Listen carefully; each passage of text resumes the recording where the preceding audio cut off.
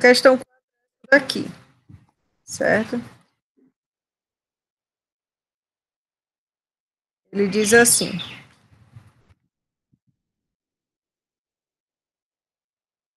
um jato de água com diâmetro de 10 milímetros incide sobre um bloco que pesa 6 newtons, certo? Então, dá aí a geometria desse bloco para a gente. E ele pede para a gente saber qual que vai ser a vazão de água do jato, né, que é necessária para tombar esse bloco. Então, essa questão aí é uma questão de conservação do momento linear. Por quê? Porque a gente tem justamente uma massa de fluido que escoa, né, e a gente quer avaliar a força com que ela atua sobre esse bloco, de tal maneira que ele vai poder estar tombando, certo? Então, para começar essa questão, a gente seleciona aqui o ponto ao redor do qual esse bloco deve tombar, né, devido à ação dessa força aí referente ao fluido, né. A gente vai também selecionar o nosso volume de controle, né, porque é justamente sobre esse nosso volume de controle que a gente faz as nossas considerações, que a gente faz nossas considerações do que são as correntes de entrada e de saída, né, e onde que estão sendo aplicadas essas forças. Então, aqui a gente tem, nesse volume de controle, uma seção de entrada, em que a gente tem a velocidade do fluido sendo V, certo? Há uma dada vazão volumétrica aí. E a gente tem duas seções de saída de fluido, né?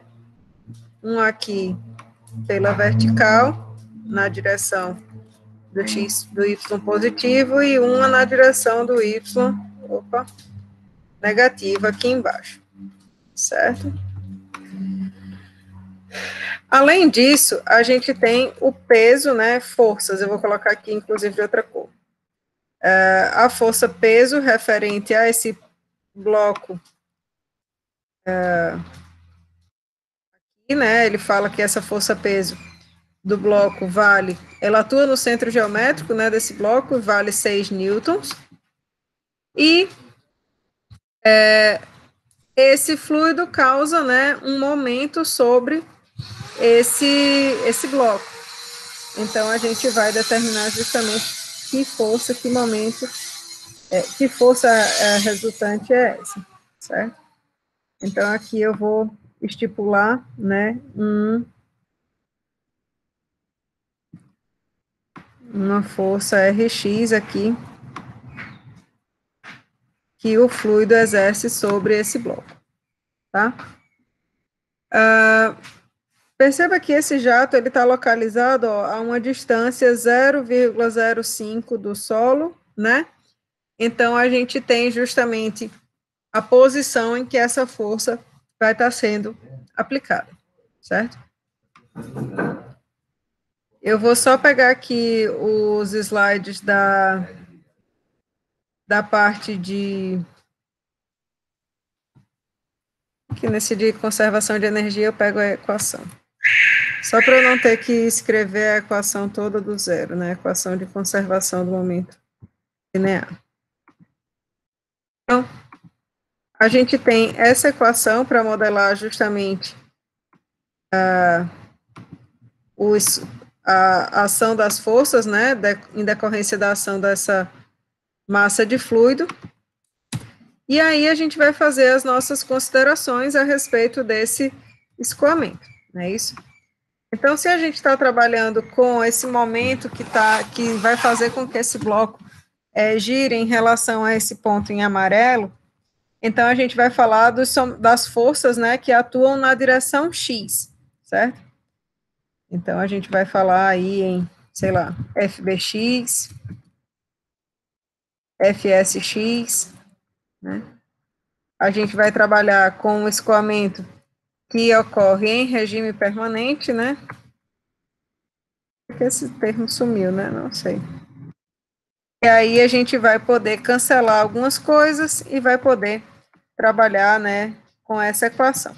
Então, se esse escoamento ele ocorre em regime permanente e a gente está trabalhando com as forças nessa direção x, conforme está no diagrama, não vão existir forças de campo. Então, FBx vai ser zero. Então, a única força que a gente tem nessa direção x é justamente a força Rx, que é a força de reação que a gente está querendo calcular, e ela vai surgir em decorrência justamente desse momento, desse momento linear provocado pelo movimento do fluido, certo? Então, nesse primeiro momento, a equação está na forma vetorial. Eu vou atribuir o x positivo justamente na direção em que Rx está sendo colocada, então, eu vou deixar aqui Rx simplesmente, né? A superfície de controle, só existe uma única seção de entrada nessa direção x, então a gente vai trabalhar com esse termo aqui somente para essa única seção de entrada, em que a gente tem V1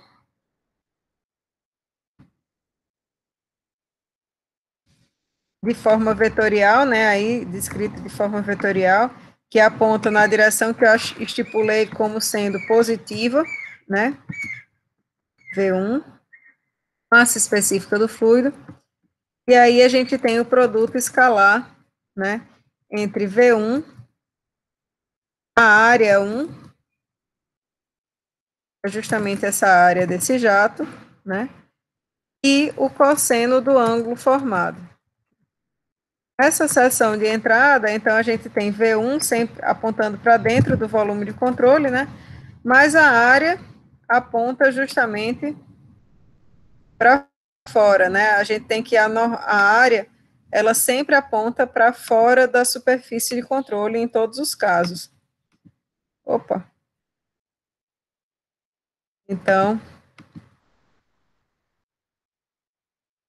vou deixar esse aqui de um azul para ver se aparece. Oxe, não está aparecendo, não. Então, DA aponta para fora desse volume de controle, e aí o ângulo formado entre eles é de 180 graus. Beleza. Então, o valor numérico de Rx vai ser menos V1 ao quadrado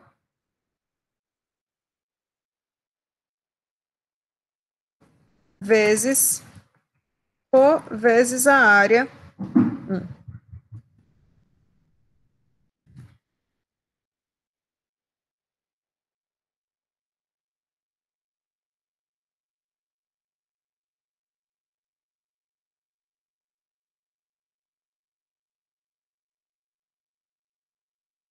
Então, esse vai ser o valor numérico de Rx, né? Aqui a gente não tem muita coisa para fazer, porque a gente sabe somente a massa específica do fluido e a área, então falta para a gente determinar qual que seria essa velocidade V1 aqui, tá? Por outro lado, para que esse bloco se encontre na iminência de tombar, a gente tem que o somatório dos momentos em relação a esse ponto, né, tem que ser igual a zero. Então, deixa eu ver se... Então, esse somatório dos momentos diz respeito ao momento dessa força RSX. Então, RSX vezes o braço de alavanca, ou seja, a distância do ponto em que a RSX está sendo aplicada até o ponto que a gente está considerando, ou seja, esse comprimento aqui de 0,10, eu vou colocar L dividido por 2, certo? Isso aí vai provocar um momento no sentido horário, né? E existe um momento que é causado justamente pela força peso. Então, peso do fluido vezes espessura sobre 2, por quê? Porque o peso atua justamente no centro geométrico da figura. Então, a linha de ação do peso é essa daqui. E a distância dessa linha de ação ao ponto considerado é justamente aqui essa espessura de 0,015 dividido por 2, certo? Então, esse somatório desses momentos tem que ser igual a zero. Então, a gente tem justamente que RSX tem que ser igual ao peso vezes a espessura dividido por 2. Aqui fica fácil, né? Porque RSX a gente já sabe qual é o valor.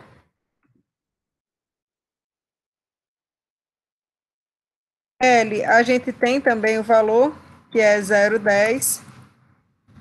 A área dessa seção a gente também já sabe, que é 0,010, né? A massa específica do fluido que está escoando é água, então esse aqui é 10 a terceira. O peso do bloco é de 6 newtons e a espessura é 0,015, certo? Com isso, a gente vai determinar qual que vai ser o valor, né, de V1. Perceba que nesse ponto aqui, né, eu botei esse valor de menos aqui, mas eu não precisaria fazer isso, tá? Precisaria, por quê? RSX vai dar um valor negativo, isso vai indicar simplesmente que essa força que eu calculei, na realidade, ela aponta no sentido oposto, né? Sim, então eu preciso sim manter esse sinal aqui. Por quê? Porque justamente os momentos de RSX e da força peso, no caso dessa força RSX apontar para essa direção oposta, ele se soma ao momento da força peso, certo?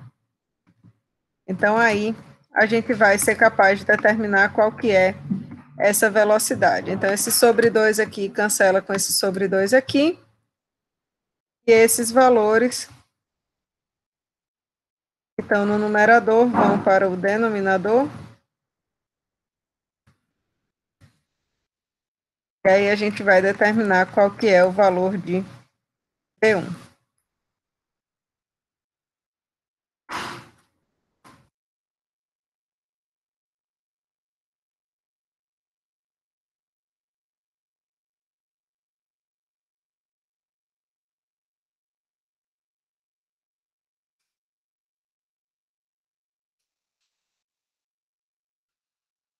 Calculadora.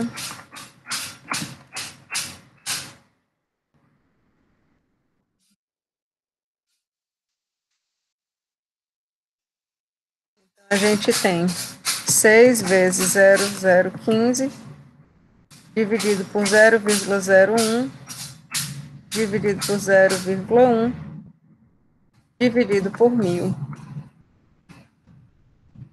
Então, V1 ao quadrado dá 0,09, raiz disso, 0,3.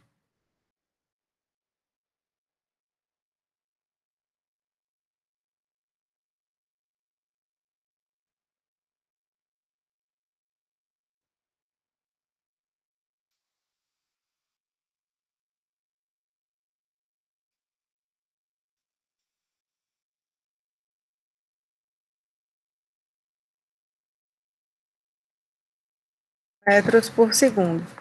Aí, quando ele pede para você calcular a vazão volumétrica, a gente sabe que vazão volumétrica de um fluido incompressível é simplesmente, né, o produto velocidade vezes a área. Então, vazão volumétrica vai ser simplesmente V1 vezes a área 1. Então, 0,03 vezes 0,010. Deixa eu ver aqui, esse valor de 0,010, na verdade, não é 0,010, né?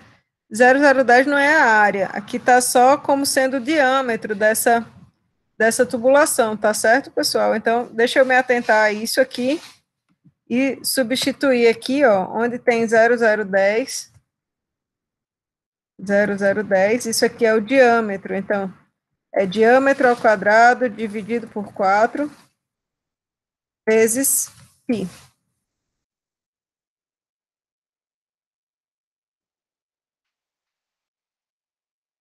certo? Vamos aí, então, refazer essas continhas.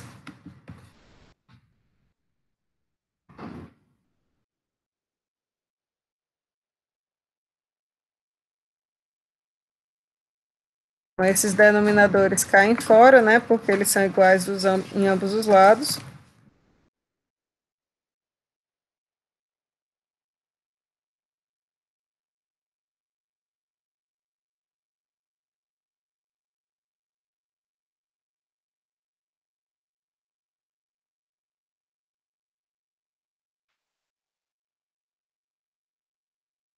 Tem um link, Roberto, se eu não me engano, o pessoal tem um link que aí cada um vai e acessa. Então, aí para a gente calcular essa velocidade V1, a gente vai ficar com 4 vezes 6 vezes isso, né? Dividido por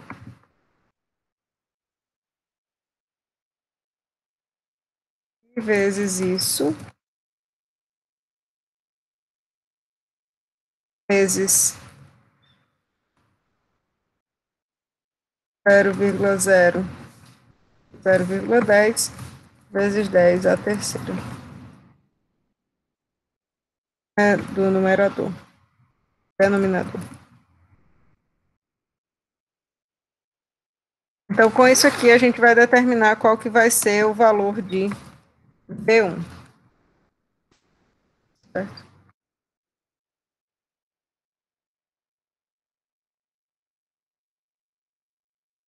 4 vezes 6 vezes 0,015, dividido por π, dividido por 0,010, dividido por 0,010, dividido por 0,1, dividido por 1000.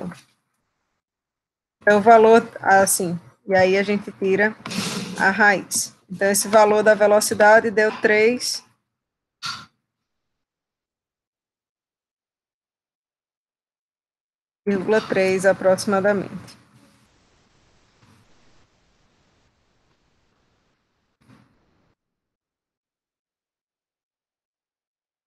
É isso que deu 3,38. Então, com esse valor, a gente vai multiplicar aqui pela área. Então, 3,38 metros por segundo vezes a área, que é justamente π, vezes o diâmetro ao quadrado, dividido por 4. Certo? E aí a gente obtém esse valor da vazão volumétrica.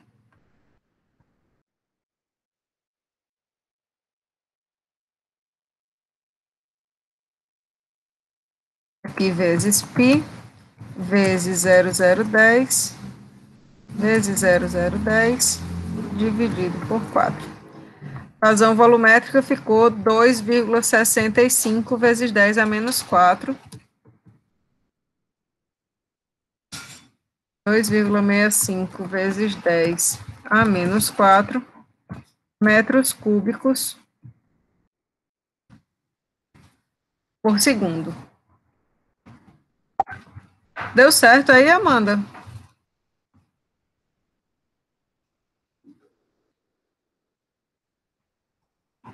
O limite da integração superior, Távilo? O limite da integração. Tá, então, porque aqui você diz nessa fórmula, é isso?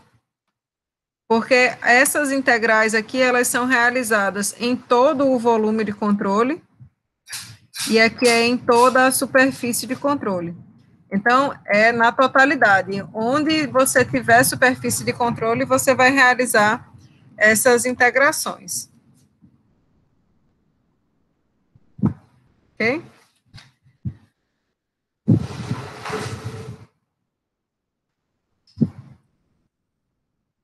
Você está falando daquela derivada, Ana? Ana perguntou aqui, professora, quando sabe se vai usar o volume de controle ou a superfície de controle? Você está falando dessa mesma integral aí que Távilo mencionou? Daquelas integrais? Sim. Então, o que acontece?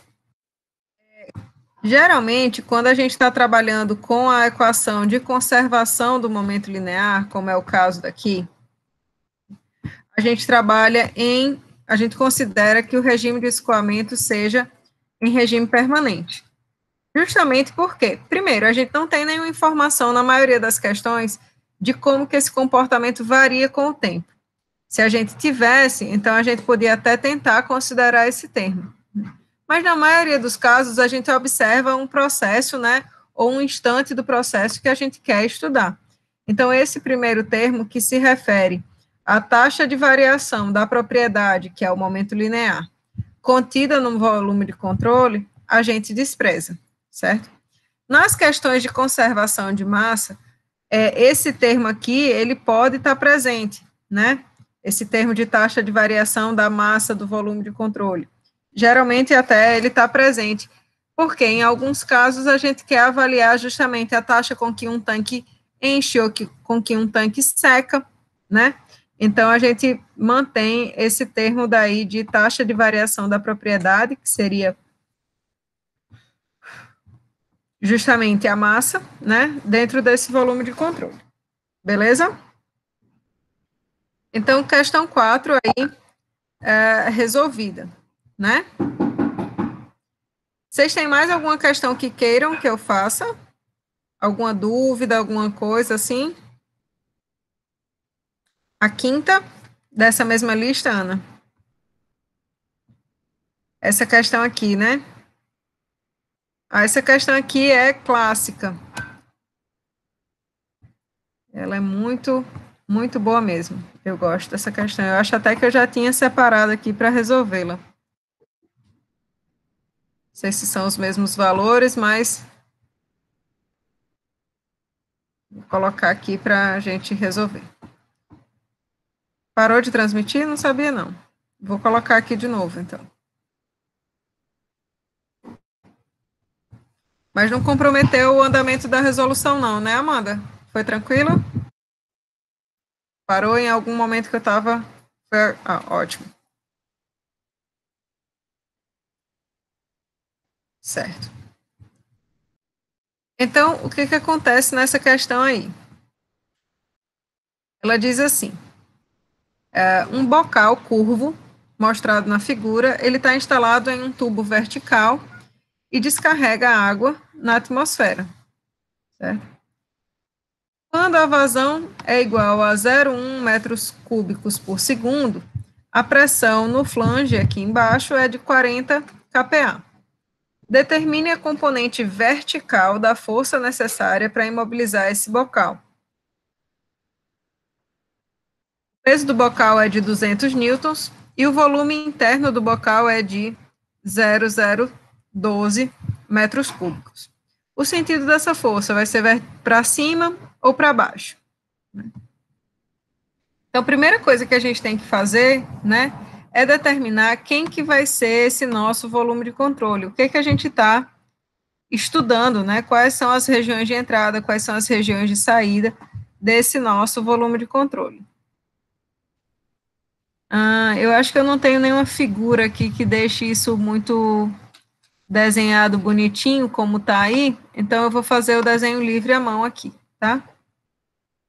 Então, a gente pode optar para escolher, né, como nosso volume de controle, essa seção que pega aqui justamente no próprio flange, né, coincide com o bocal, poxa vida, coincide com o bocal e é alinhada aí com essa seção de saída. Então, nosso volume de controle teria essa seção de entrada aqui, essa seção de saída aqui, né, e seria coincidente com o bocal em todo esse outro trecho aqui, certo? Por que a gente precisa primeiro delimitar quem é o nosso volume de controle? Sem saber quem é o volume de controle, a gente não consegue determinar com precisão e com, né... Cadê? Matei. E com, né, bem determinação, onde que estão atuando cada uma dessas forças, e nem a gente consegue decompor isso num problema mais simples, certo? Então, o que a gente tem nessa situação é que aqui existe uma pressão, existe um escoamento de fluido,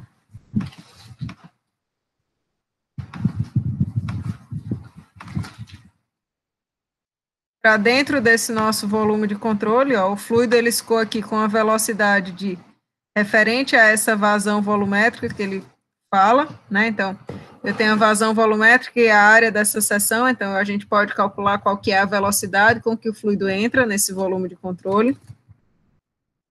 Existe, né, a componente da pressão, que ele já falou aqui no flange, que vale 40 kPa, vou deixar aqui de verde. Esse fluido, ele descarrega na seção de saída para a atmosfera, não é isso? Então, aqui a gente tem uma pressão de pressão atmosférica aqui, e existe uma velocidade aí de saída desse fluido, né, desse flange aqui.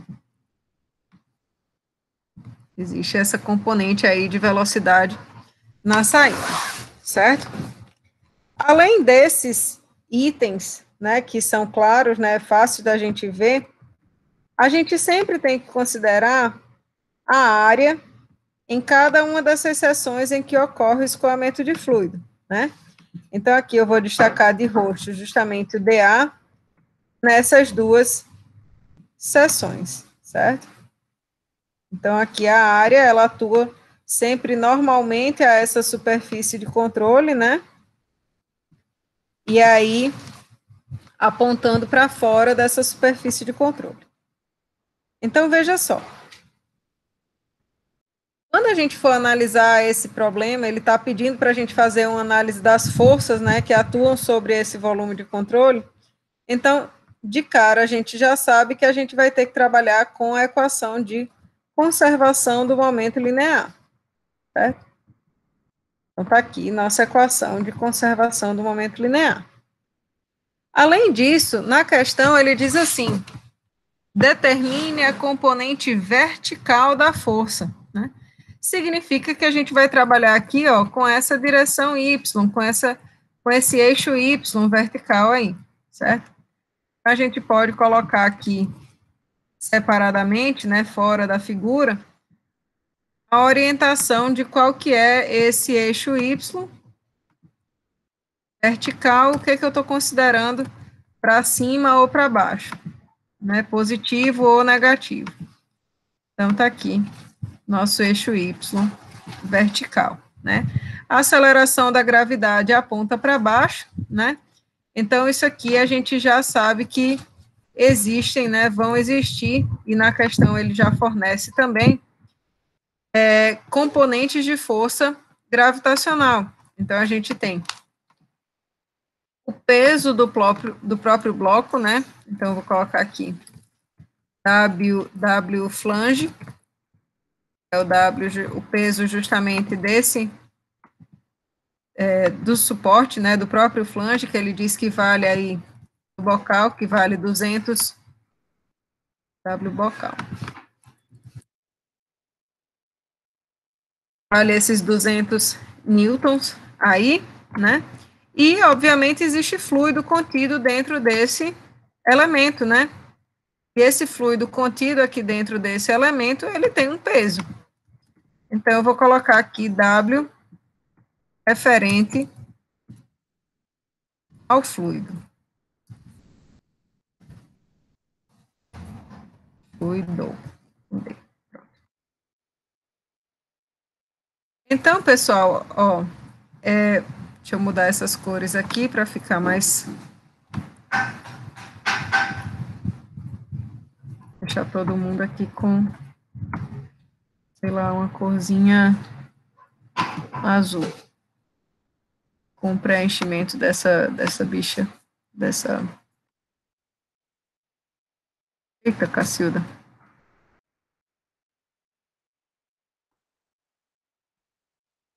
Eu mudei de cor simplesmente para não ficar da mesma cor que o DA aqui, que a gente descreveu, certo? Então, perceba, a gente vai trabalhar com a equação de conservação do momento linear, né? Essa equação traz o somatório de forças de campo e de superfície para esse volume de controle, né, que a gente vai considerar que está em regime permanente, certo? Então, ele estando em regime permanente, esse primeiro termo aqui, ele se cancela, e aí a gente vai fazer a avaliação de quem são essas forças de superfície que estão agindo nesse volume de controle, esse meu elemento aí, e a gente vai fazer também a consideração dos fluxos de fluido, certo? Então, perceba, o fluido, ele entra aqui nesse bocal com uma dada pressão e com uma dada vazão, né? Então, ele exerce uma força sobre esse bocal, a qual o bocal vai responder, né, com uma força de reação, certo? Professora? Aqui, Professora, diga-me. a senhora poderia repetir novamente por que a senhora eliminou a expressão da integral do volume de controle? Porque na questão a gente não tem nenhuma informação sobre características temporais, não é isso? E a gente pode considerar que esse processo ocorra em regime permanente, certo? Então, estando em regime permanente, a gente não tem nenhuma variação temporal, o ρT. Então, se não tem variação temporal, todo esse termo aqui se cancela, ok? Certo, obrigado. Nada. Então, a gente vai trabalhar com essa equação da conservação do momento linear, né, para um escoamento em regime permanente. A gente considera a força referente à pressão, a força referente aí ao... Eu vou botar isso aqui, deixar isso aqui tudo de preto, para eu poder atribuir as cores conforme a figura, tá? Conforme a legenda aqui dos itens que a gente for descrevendo. Então, veja só, aqui a gente tem forças de campo, FB, forças de superfície, FS, e o momento referente ao escoamento do fluido, né, a velocidade que esse fluido tem nas seções de entrada e de saída. Então, vamos lá. Forças de campo gravitacional que a gente tem são forças referentes ao peso do fluido e ao peso do bocal, certo? Eu vou colocar aqui menos W do fluido. Por que menos, professora? Porque está apontando na direção do Y negativo, certo? Que a gente atribuiu. Menos W do bocal, apontando aqui na direção do Y negativo. São as nossas duas forças de campo, certo? Forças de superfície, a gente tem a força referente à pressão e as forças de reação, certo? Então, a gente tem... Eita, desculpa. A gente tem aqui em FSY a componente da pressão vezes a área, então P, vou colocar P1A1,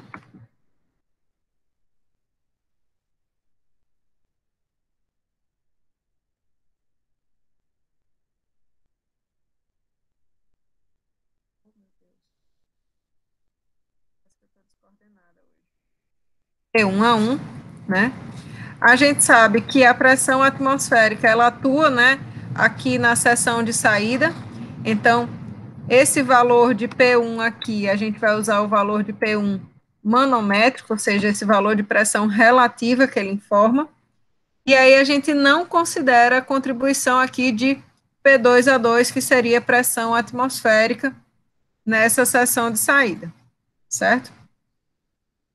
Então, P1A1 é a nossa força referente à pressão, e RY, eu atribuí aí na figura, que RY aponta para o Y negativo, né? Então, vou colocar aqui RY, certo? Então, essas seriam as forças de todos esses elementos, todas as forças que atuam no nosso volume de controle até agora, certo?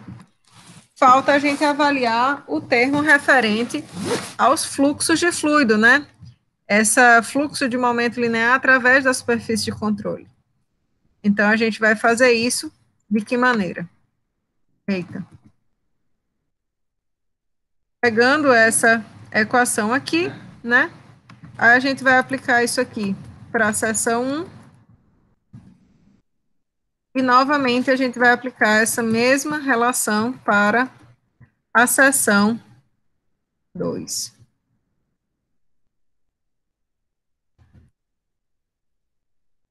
Vou diminuir aqui essas letras para poder caber mais ou menos aqui.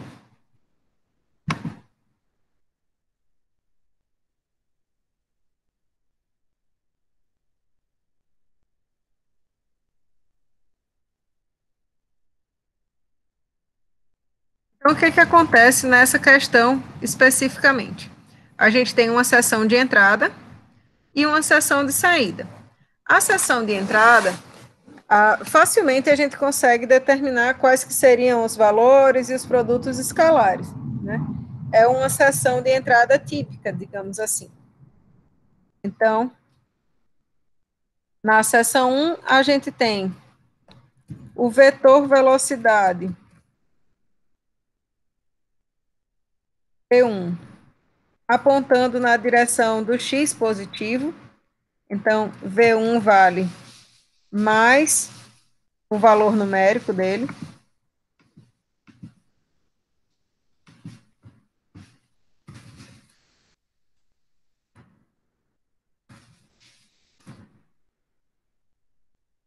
A massa específica do fluido que escoa, que no caso aí é água, se eu não me engano.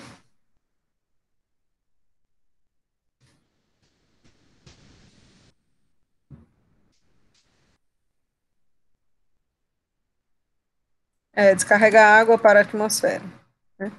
E aí aqui a gente precisa avaliar justamente esse produto escalar de velocidade e área na seção de entrada. Então, na seção de entrada, V1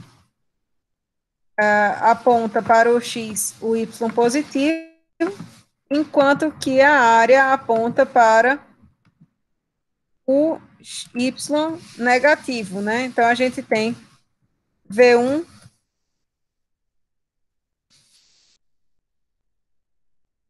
a 1 cosseno de 180 graus nesse caso.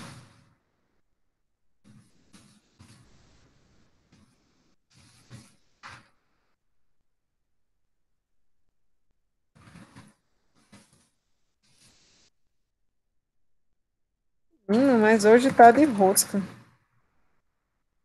Cosseno de 180 graus. Excelente.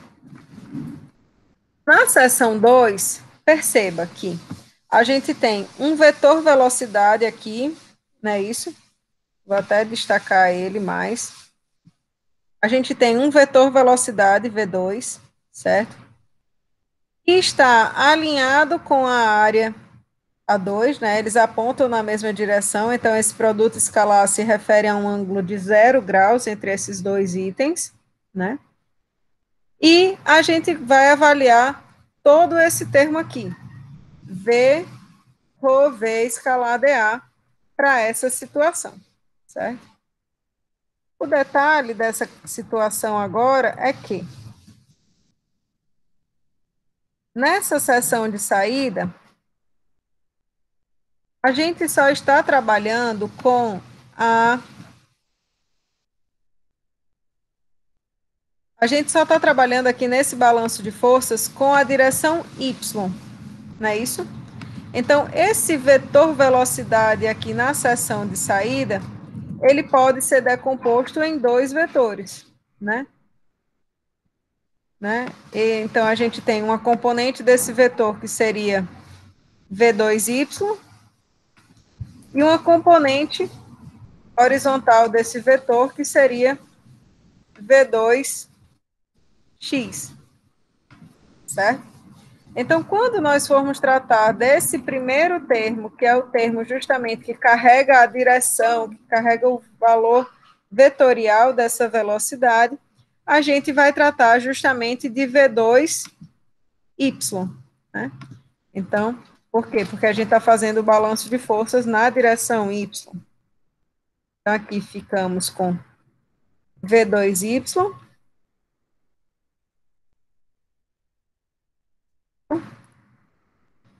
que multiplica por V2A2 cosseno de 0 graus. Por que o cosseno é de 0 graus, pessoal? Porque nessa seção de saída, a área e a velocidade apontam na mesma direção. Então, o ângulo formado entre essas duas quantidades é de 0 graus. Ok? De posse disso daqui, a gente vai substituir valores, né, e ver o que a gente precisa para determinar aí, para saber qual que vai ser esse nosso resultado final, certo? Um ponto que a gente precisa entender é que, na questão, ele não fornece para a gente valores diretos, né, de quem é V1 ou quem é V2. O que ele fornece para a gente é a vazão volumétrica do escoamento. Então, a gente simplesmente vai ter que saber dizer que Q é a vazão volumétrica desse escoamento.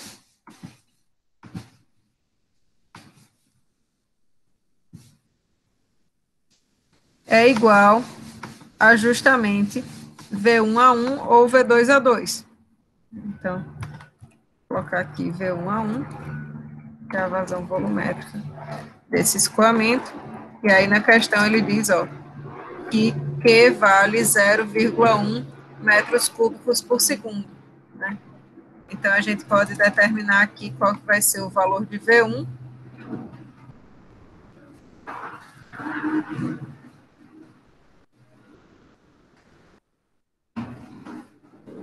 Então, isso aqui é 0,1 dividido por 0,02 metros cúbicos, que vai dar o valor da velocidade na seção 1.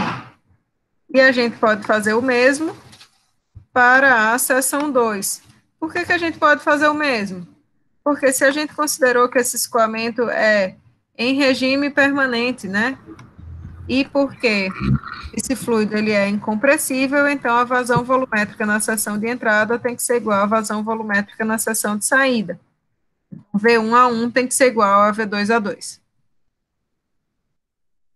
A velocidade V2 vai ser justamente 0,1 dividido por área 2, que é 0,01.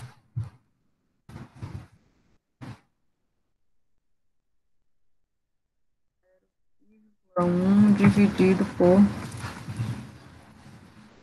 0,01. Não sei porque configuração doida é essa que esse bicho faz isso. Foi que ensinou a ele que na hora que bota um zero não pode, né? Então a gente tem quais valores, pessoal aí da velocidade V1 e da velocidade V2? Claro, podem calcular.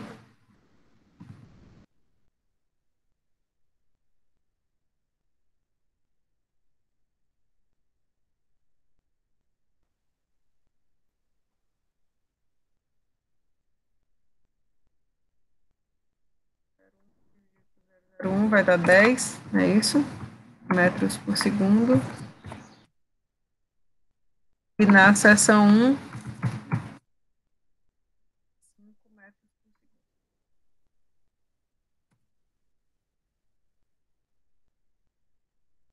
agora, meu povo, a vida da gente está muito mais fácil, né? A gente já tem aqui todos esses valores de V1 e A1. Então, agora a gente vai. Eu vou aqui apagar meio mundo de coisa. Para a gente poder substituir aí esses valores, certo? Então, perceba que agora a gente vai precisar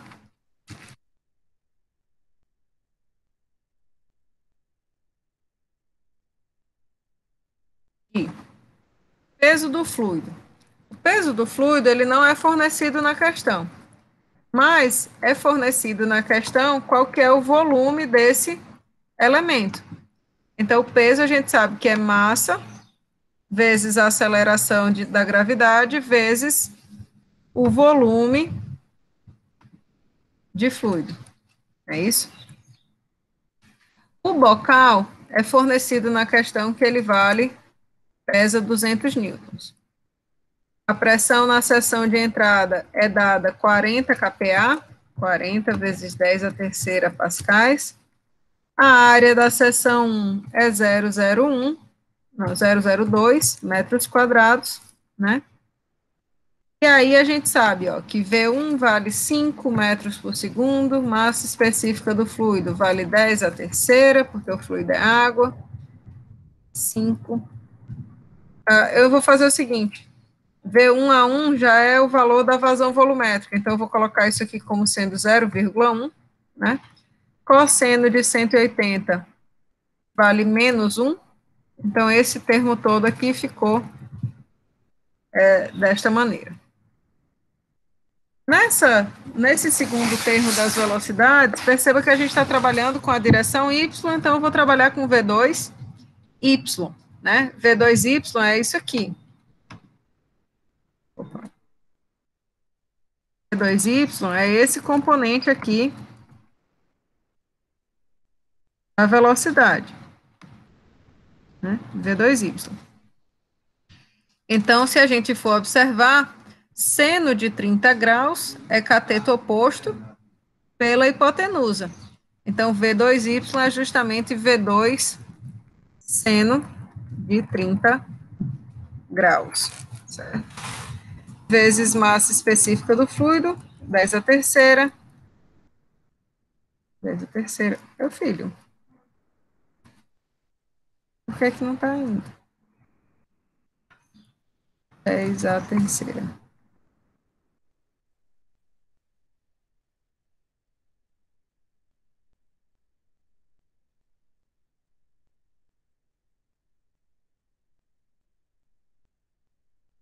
P2A2 vale 0,1, que é a vazão volumétrica, cosseno de 0 é 1.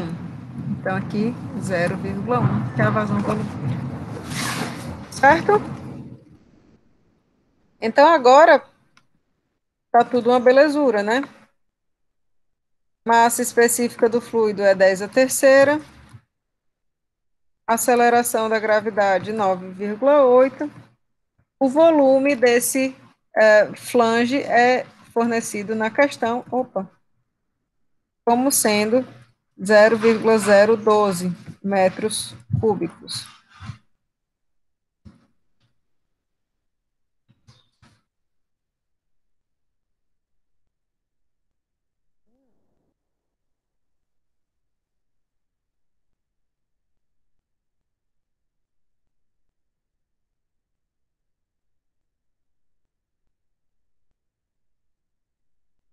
Então, agora já só nos resta realmente substituir aí os valores, sendo de 30 é 0,5,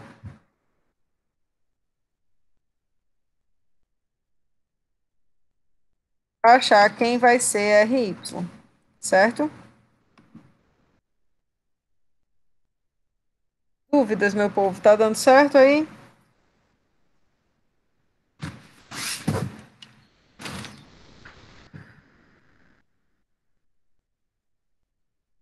Show de bola.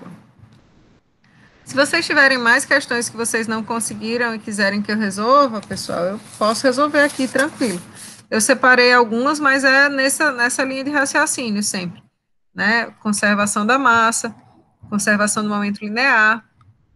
Na aula de amanhã a gente vai fazer mais as coisas de análise diferencial, porque, né, é a aula normal.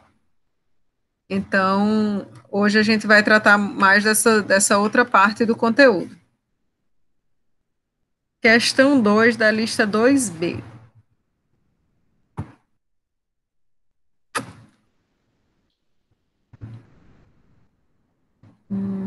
Eu vou pelo cigarro, que aí eu já acho.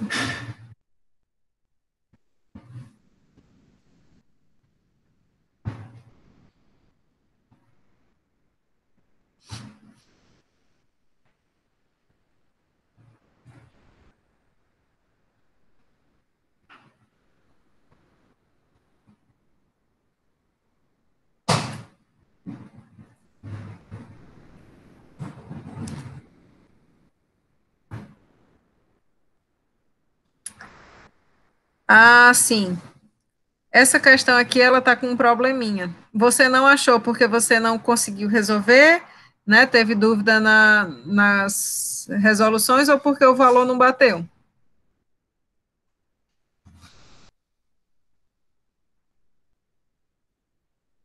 Ah, tá. A aula de hoje, Vinícius, ela é de exercício, certo? Na sexta-feira a gente vai ter uma aula de revisão, tá bom? Então vamos lá. Nessa questão aqui em particular, Ana, ela está com um problema aqui de um valor numérico, certo? Para você bater esse valor com esse aqui de baixo, esse 2 aqui entrou de gaiato na história, era para ser só 0072, tá? Aí a gente segue e vai dar tudo certo.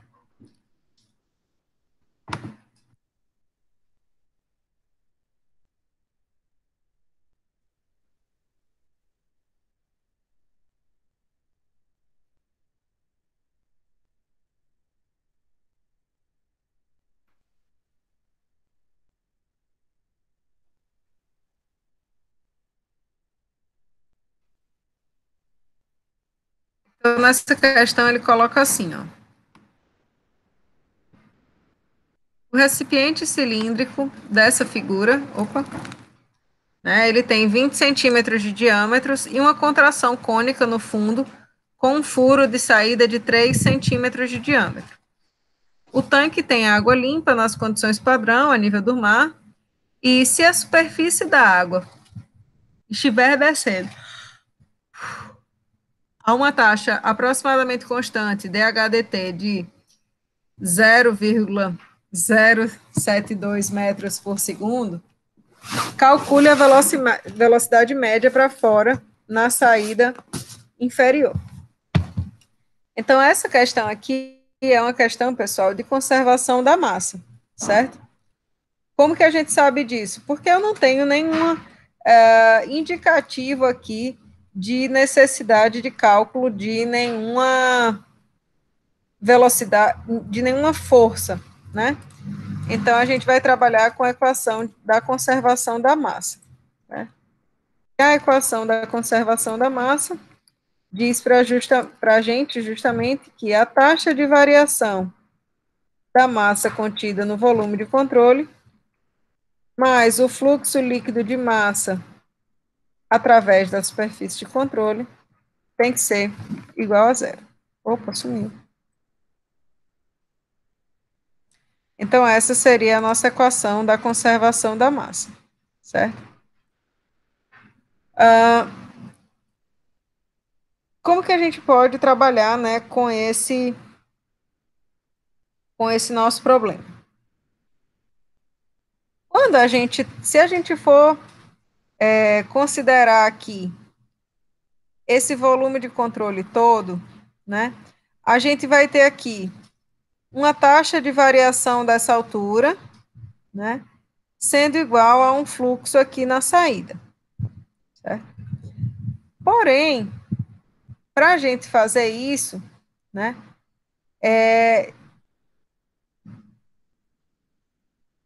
isso dificulta, na realidade, a nossa suposição, porque a gente fica sem uma velocidade aí de entrada, né, desse volume de controle. Na realidade, o interessante para a gente resolver essa questão seria a gente dividir esse problema em duas parcelas, né? Essa seção aqui, simplesmente cônica, essa seção circular, né, do nosso volume de controle, sendo uma primeira parcela do problema. E aí, a saída dessa seção, né, alimenta a seção de baixo, que seria a porção cônica. E aí a gente pode, inclusive, botar aí de outra cor para entender que a gente vai dividir esse problema em dois, certo? Então, a gente vai trabalhar com esse sistema, esse volume de controle dividido, para que a gente determine qual que vai ser esse valor da velocidade V, certo? Então, para o primeiro volume de controle, que seria esse aqui em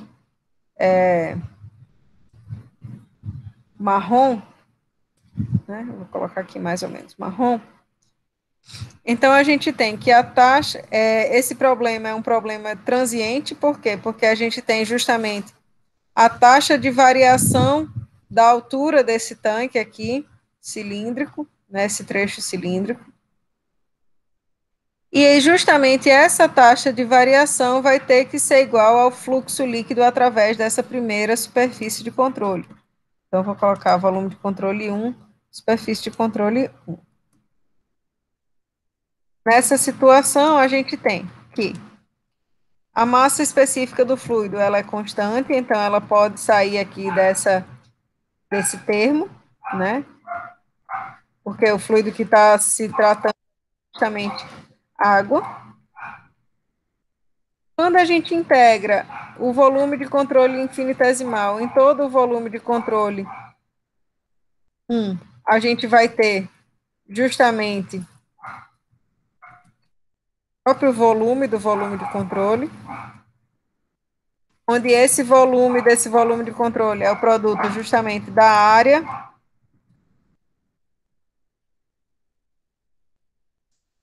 dessa seção circular vezes a altura, certo? E a gente vai avaliar justamente o fluxo de massa através da superfície de controle 1. Então, a gente tem uma seção de saída aqui dessa superfície de controle 1, em que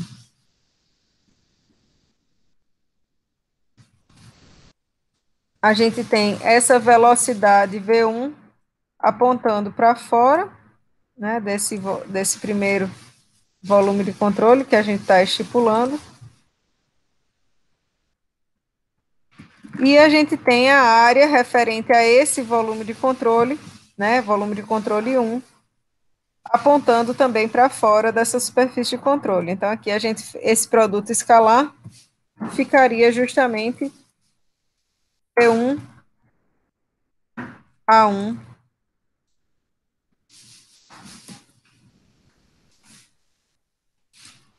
então V1 A1 cosseno de 0 graus.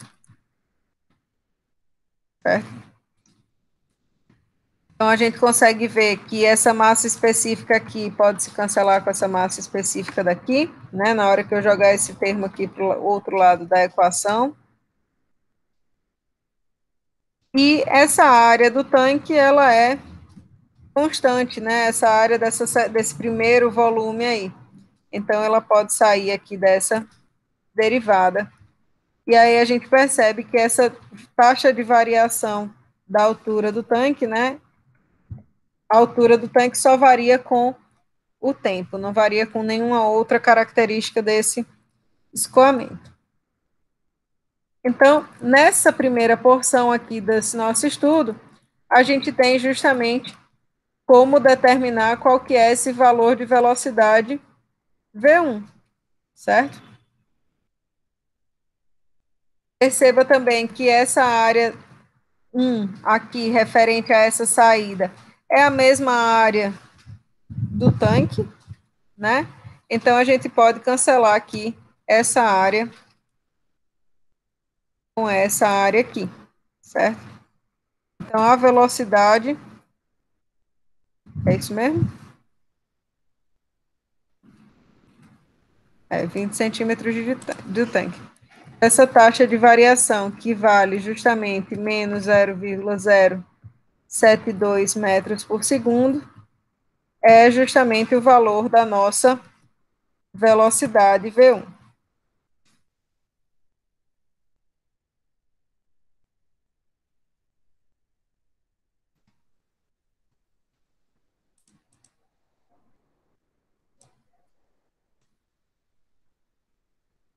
Então, V1 vale 0,072 metros por segundo. Ok? Posse dessa informação. Por que a gente fez isso, pessoal? Porque agora eu tenho claramente um valor da velocidade 1 nessa seção de entrada desse segundo volume de controle, e aqui nessa seção 2 eu tenho um outro valor de velocidade com uma área conhecida também nessa seção de saída, certo?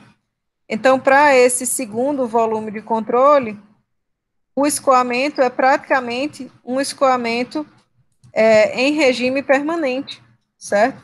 Em que eu vou sempre ter uma velocidade do fluido de 0,072 metros por segundo na seção de entrada e um valor de V que eu vou determinar agora na seção de saída. Então, nesse caso, eu vou colocar aqui de azul para destacar.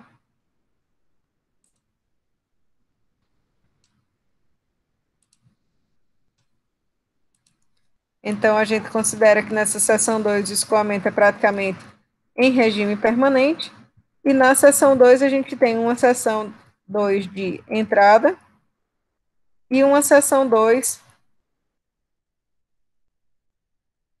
uma saída dessa seção 2.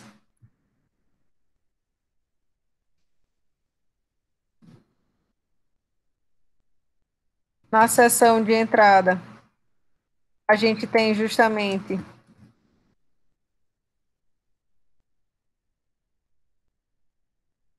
O vezes esse produto escalar entre velocidade e área. Perceba que no caso, quando eu começo a trabalhar com o segundo volume de controle, ó, a área aponta sempre para fora desse volume de controle, certo? Então, nesse caso aqui, o ângulo formado entre V1, né, que foi esse primeiro valor, e a área é um ângulo de 180 graus.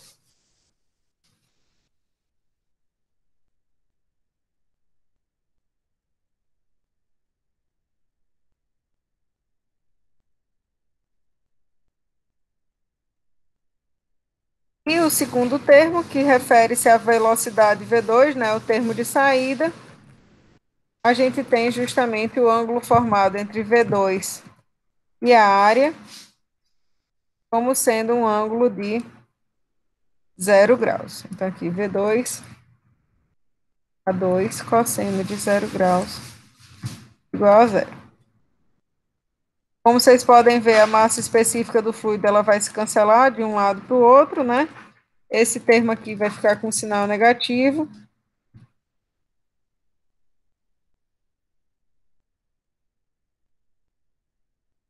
Aqui com sinal positivo. Então, V1 a 1 vai ser igual a V2 a 2 nessa seção aí, no trecho cônico. Certo?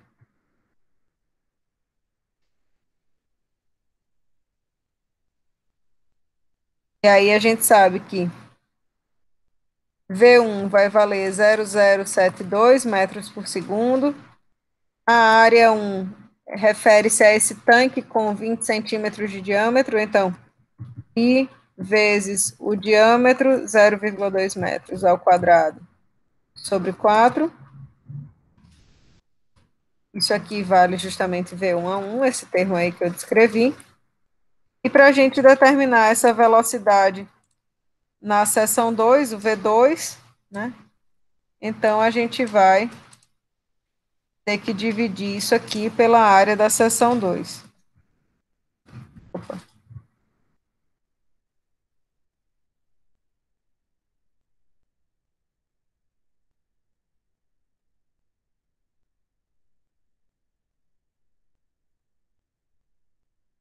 Então, a área da seção 2, 3,14 vezes o diâmetro desse furo, né, que é 3 centímetros, 0,03 metros, ao quadrado, dividido por 4.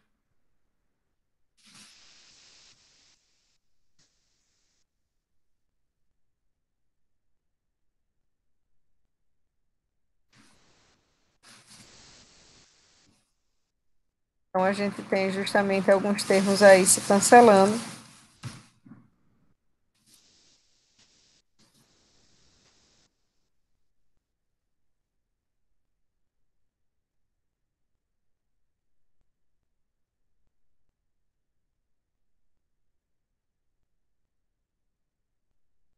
E E aí a gente vai, ó, 0,072 vezes 0,2 vezes 0,2 dividido por 0,03, 0,0. A velocidade V2 sendo justamente 3,2 metros por segundo ao quadrado. Opa, só metros por segundo. Tranquilo, Ana. Foi a Ana que perguntou?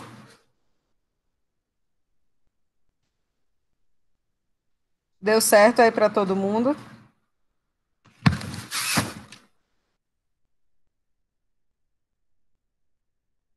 Ah,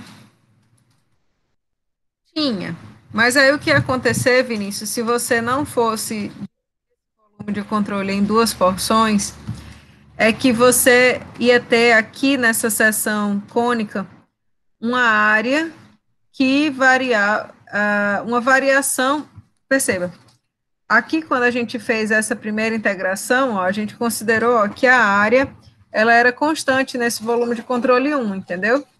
Se a gente não fizesse isso, se a gente considerasse um único volume de controle, eu ia ter que escrever uma equação, né, para representar como que essa área variava desde a seção, desde o final desse trecho cilíndrico para o início do trecho cônico, entendeu? Então, acaba que seria um problema mais matemático, mais um problema matemático para se considerar. Percebe? Ótimo, show.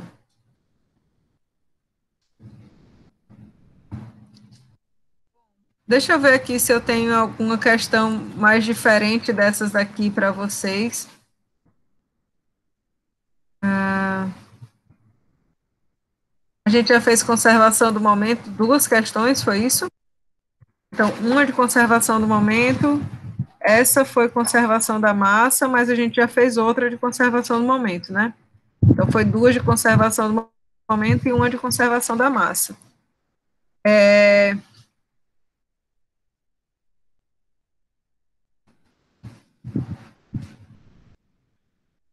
Conservação do momento também. Deixa eu ver se essa daqui...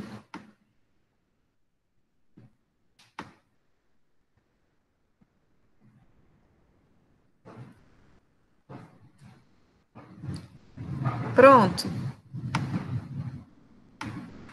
Essa é uma questão boa.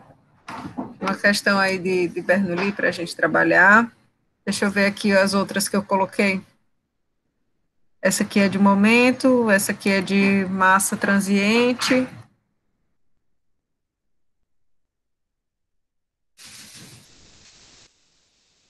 E essa é de energia.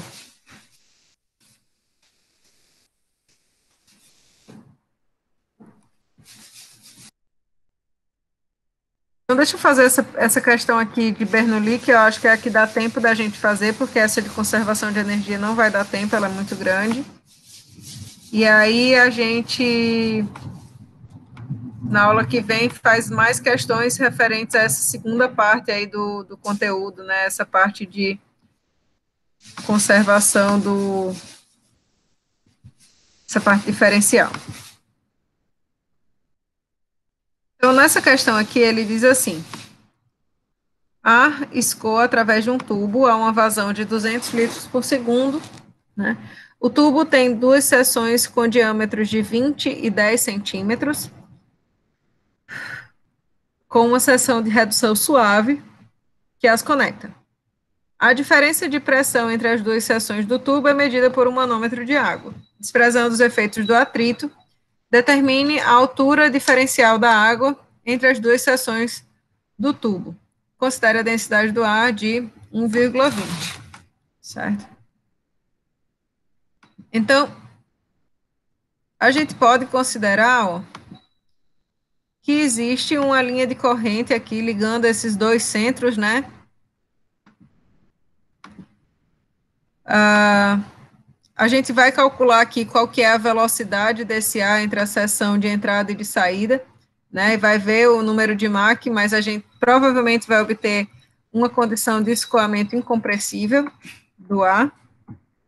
E aí, se esse for o caso, se o escoamento for incompressível, então a gente pode usar a equação de Bernoulli para esse escoamento que ocorre em regime permanente de um fluido incompressível, desprezando os efeitos do atrito e na ausência de máquinas, né? Então, a gente tem todas as condições para trabalhar aí com a equação de Bernoulli.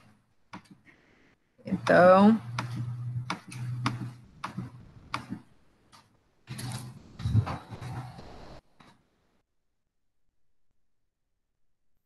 a equação de Bernoulli diz para a gente, né, que P1 sobre a massa específica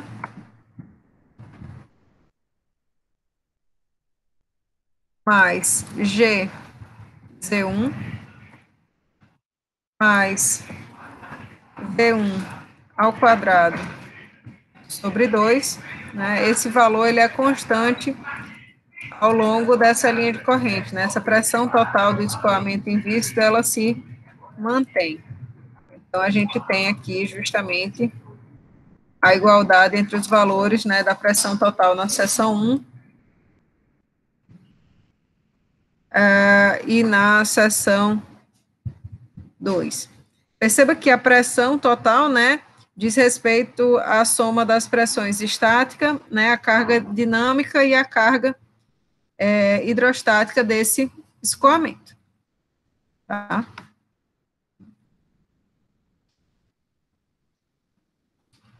Então, vamos lá.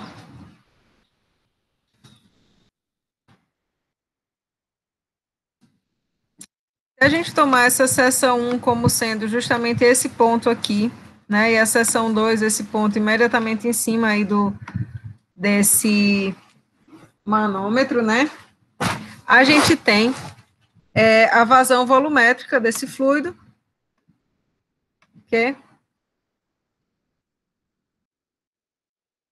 Cadê, meu Jesus?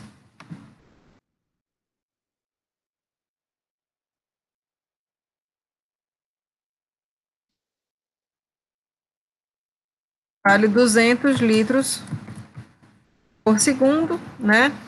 Se esse escoamento for de um fluido incompressível, como é o que a gente está supondo, né? Então, V1A1 é igual a V2A2.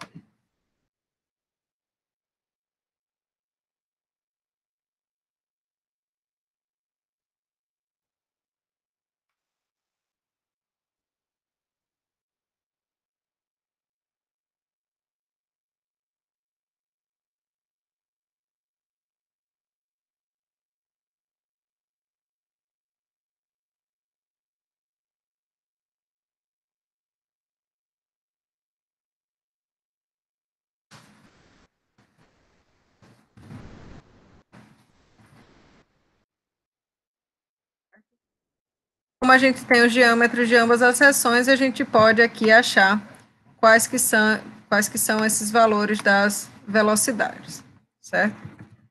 Então, na seção 1, a gente teria o detalhe, né, que 1 metro cúbico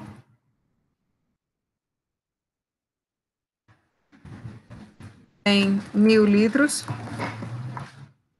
certo? Então, para a gente fazer essa conversão aí de unidades,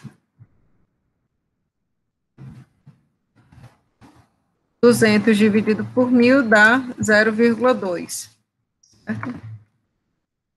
0,2 metros cúbicos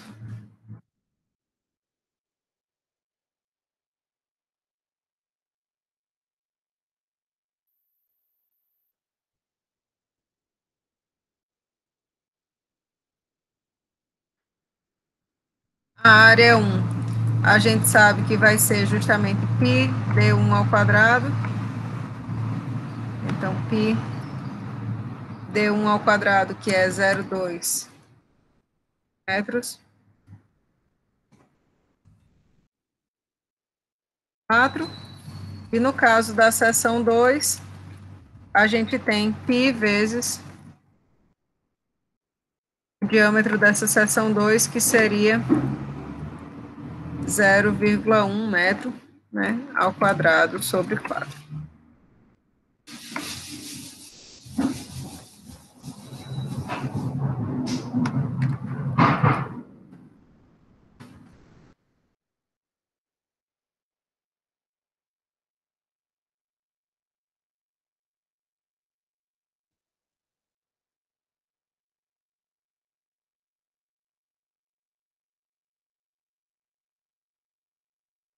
4 dividido por π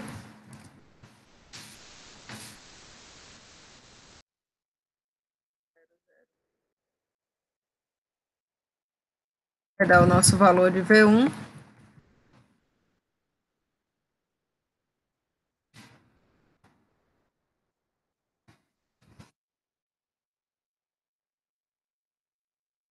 O valor de V2 vai ser 0,2, né?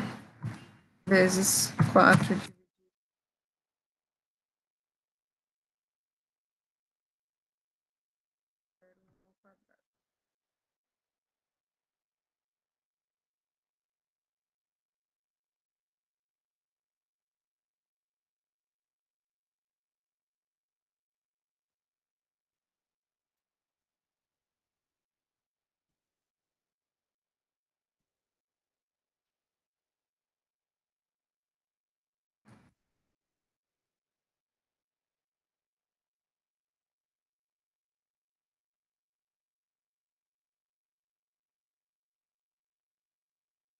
O valor de V1 fica 4 dividido por 3,14 dividido por 0,2.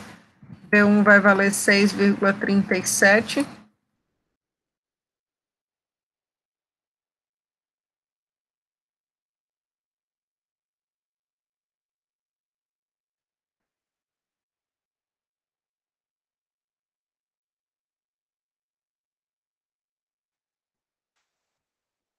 V2, 0,2 vezes 4 dividido por 3,14 dividido por 0,1 dividido por 0,1. Na seção 2, a velocidade do escoamento é 25,5.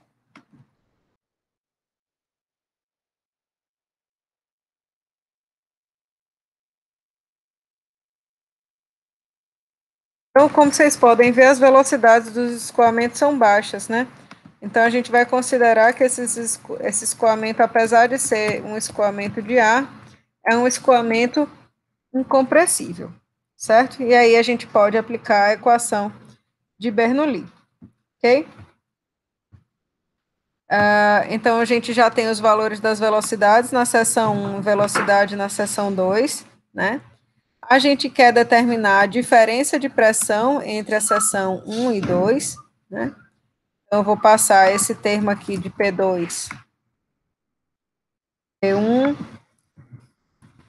menos P2, sendo igual a menos GZ1 menos V1 ao quadrado, né? Ou seja, passei esses termos também para o outro lado da equação, certo?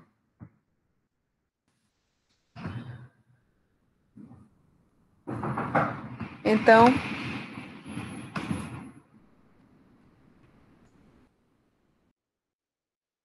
a gente teria, né, simplesmente a aplicação aí desses valores nessa equação. O que acontece? Entre Z1 e Z2, a gente não tem, né, diferença de altura. Perceba que o ponto 1, ele está sendo descrito como esse daqui, né? A gente está trabalhando ao longo de uma linha de corrente. Então, ponto 1 refere-se a esse ponto do escoamento do fluido, e o ponto 2 refere-se a esse ponto do escoamento do fluido, certo? Então, a gente ainda não tratou de nenhum aspecto relacionado com a própria medição aqui do manômetro, certo? Então, Z1 e Z2, eles são iguais. Então, P1 sobre ρ dividido, P1 menos P2 dividido pela massa específica do fluido, diz respeito à variação simplesmente da energia cinética do fluido desde a seção 1 até a seção 2, certo? Então, a gente tem aqui esse valor de velocidade como sendo 6,37 ao quadrado, e na seção 2, esse valor de velocidade é 25,47 ao quadrado, certo? Então, quando a gente calcular P1 menos P2, Isso aqui vai resultar em massa específica do fluido, que é água, que é ar, quer dizer. Então, ρ, que multiplica justamente 25,47 ao quadrado, menos 6,37 ao quadrado, tudo isso dividido por 2. A gente vai ficar aqui com P1 menos P2.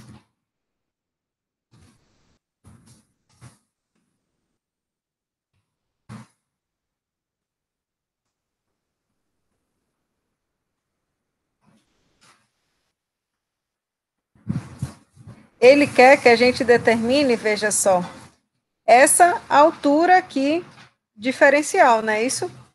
Entre do manômetro, da leitura do manômetro, certo?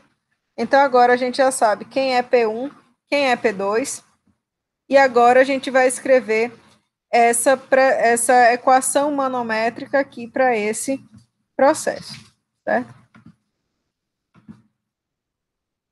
Como que a gente vai fazer isso? A gente vai estabelecer esse nível aqui de referência, certo? Eu vou colocar esse nível aqui em vermelho, mais destacado, para a gente entender o que eu estou fazendo, certo? E aí eu vou dizer que a pressão no ponto A, vou chamar isso de pressão no ponto A,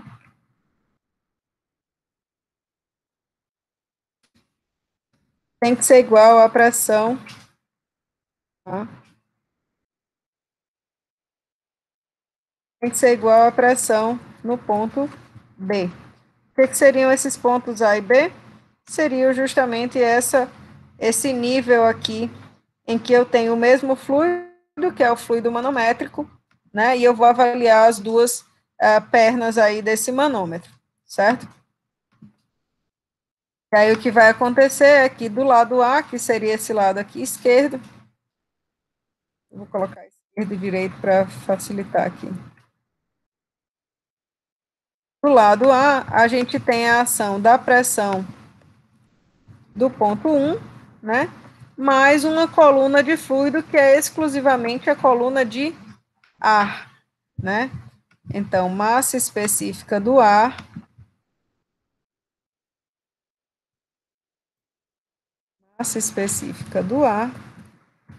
vezes a aceleração da gravidade, vezes a altura, né? Que altura seria essa do ponto 1 até esse ponto aí que eu estou pegando, né?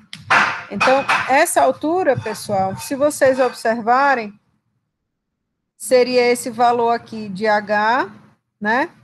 Mais H, ó, só trazendo aqui a linha para vocês conseguirem enxergar. H, ó, ele praticamente chega aqui no ponto, né, em que eu faço a medida da tomada de pressão, certo? Mas, de qualquer maneira, eu vou considerar como se fosse H mais um dq aqui qualquer, mais essa diferença aqui aqui não é 20 centímetros e aqui não é 10 centímetros, então aqui eu tenho uma altura de 10 centímetros de fluido nesse lado esquerdo, certo? Então eu vou colocar aqui H mais um Dzinho, né, mais o diâmetro sobre 2, para ser referente à pressão desse lado esquerdo. No lado direito, a gente tem justamente a pressão no ponto 2. Eita, minha bateria está se acabando. A pressão no ponto 2, mais a coluna de ar, que vai valer aquele Dzinho infinitesimal, mais, perceba, ó, esse D aqui, infinitesimal, mais, conseguem ver que a gente tem justamente a mesma distância dessa superfície livre até o ponto 1 e até o ponto 2, independente da gente trabalhar com um ou com outro diâmetro, porque o que acontece? Aqui, esse trecho da superfície livre do Mercúrio para cima, né, ele está justamente sujeito a essa coluninha aqui de fluido, né, mas essa coluninha de fluido também existe aqui do lado esquerdo, ok? Então, eu vou deixar, em vez de eu trabalhar com Dzinho mais D sobre 2, eu vou colocar aqui como sendo L, tá? Que é a distância acima desse ponto H. E, além disso, né, nesse ponto do lado direito, a gente tem a coluna de ar, né, mas também a gente tem a ação da coluna de Mercúrio. É de Mercúrio esse manômetro de água. Manômetro de água. E aqui a altura dessa coluna vale H. Então, P1 menos P2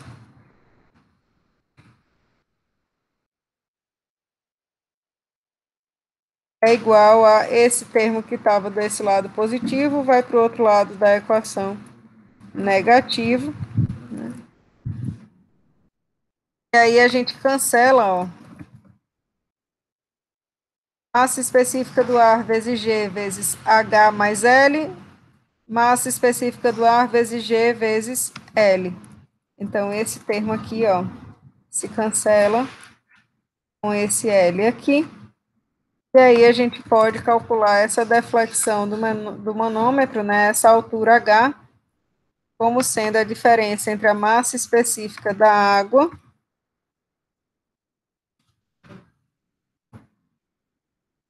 menos a do ar, vezes a aceleração da gravidade, vezes o valor de H, certo? E aí, P1 menos P2 a gente já tem justamente em função aqui da equação de Bernoulli. Ok? Pessoal, era isso por hoje, tá?